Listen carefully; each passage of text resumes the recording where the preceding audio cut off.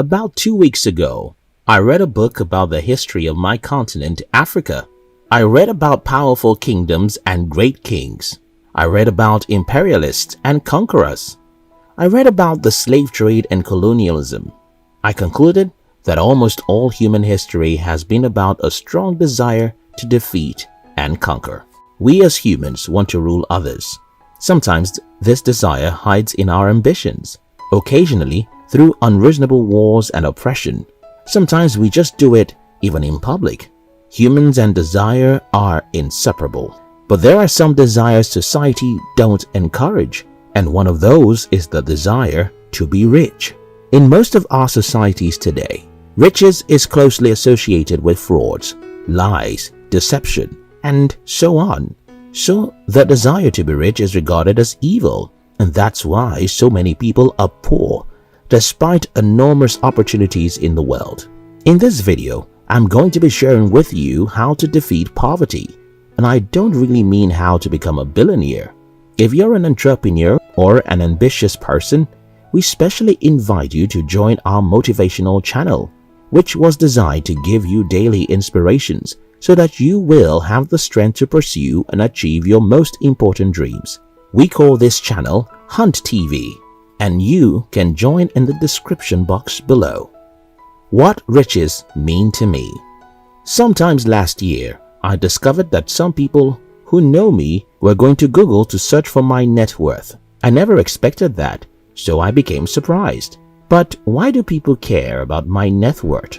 Well, we're living in a world where most people think Bill Gates is richer than Seth Godin, which isn't true. Yes, Bill Gates has tens of billions and Seth Godin only has a few million. But in the real sense of what money is needed for, 50 billion isn't different from 3 million. Here is what I mean. Anyone who can afford what to eat, what to drive, and where to sleep with absolute comfort is rich. And you don't need $1 billion to do that. While I don't think it's a sin to become a billionaire, it's not my goal. Instead, the freedom to live the way I want, to afford anything I need, is my goal. Now that you understood what I mean whenever I talk about being rich, let's get into how to defeat poverty, which to me is the inability to afford your freedom. Number 1. Desire. Desire. Desire. Almost all of us have read the book Think and Grow Rich, but it's easy to forget great lessons in such books. To me, the most important lesson in Think and Grow Rich is that every individual that ever became rich had a desire, a strong desire to be rich. I love to use the word desperate because I think it conveys the message better than the word desire. Do you wish to defeat poverty? Then you must have a strong desire to be rich. You need to be desperate. And because the word desperation connotes negative behavior, let me tell you a personal story.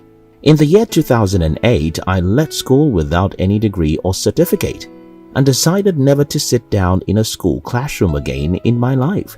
I had almost no money, but I was willing to sacrifice a decade of my life if need be. I believed that if I could figure out how to turn $1 to $2 and $2 to $5 and continuing doing that, I could eventually turn $1 to $100,000 and then $1 million, even though it might take years. With this mindset, I was not afraid of making mistakes. I was not afraid of failing multiple times, and I wasn't afraid of ridicules and rejections from fellow humans. For 8 long years of struggling, I got all of the pains I mentioned above. I made several mistakes, lost businesses, got ridiculed and rejected, and remained broke for years. But in 2016, I had my first breakthrough, and things changed for me very fast from then. Now, let me ask you, what do you think is responsible for some people's ability to endure pains? What do you think is responsible for some people's commitment, even in the face of death? Why do you think Napoleon Bonaparte wanted to conquer the world? Why do you think Nelson Mandela refused to give in to the enemy even after 20 years of imprisonment? Why do you think people dare difficult things, even though they could lose their lives trying? Desire, desire, strong desire, which I love to call desperation. I mean, holy desperation. If you want to defeat poverty, you must have a holy desperation. By holy desperation, I mean you have to be willing to make sacrifices, do difficult things, and forget whatever other people think about you. Holy desperation doesn't allow you to lie, cheat, or commit fraud. Holy desperation doesn't allow you to hurt other people for your own good or vested interest. Instead, what holy desperation means is that you're willing to put your life on the line, dare your dreams, and confront your fears. 2. Desperation and fear. I know a few intelligent poor people. There are millions of smart individuals all over the world who can't afford a good life for themselves. But why is this so? Why are smart people broke? Fear, fear, fear. Many people have dreams that can help humanity and make them rich, but such dreams often come with some risks. Many people know they can do better with their lives than what they are doing now, but the fear of the unknown keeps them from living out their calling. So many people have what they call great ideas but never execute them because of fear. Fear is by far the greatest enemy of human progress. But there's a piece of good news, and that is a drug that cures fear. That drug is desperation. I mean, holy desperation. When your desire for success is greater than your fear, you'll dare your dreams no matter what. When your desire for financial freedom is greater than your fear of failure, when the spirit of holy desperation possesses you, you'll fear not succeeding than you fear failure. This is what I mean. Most people focus their lives on what might go wrong if they try something new or different. I focus my life on what will happen if I don't try something new or different. These are two different ways of looking at life. Take for example, if you have a well-paying job but you're not happy because something else is your dream, you have two choices. You can either focus on all that might happen if you leave your job to follow your dream, or focus on what would happen in the next 30 years when you look back at your life and have lots of regrets. Most people like to focus on what will happen if they fail. Don't focus on what is likely to happen if you make mistakes or fail.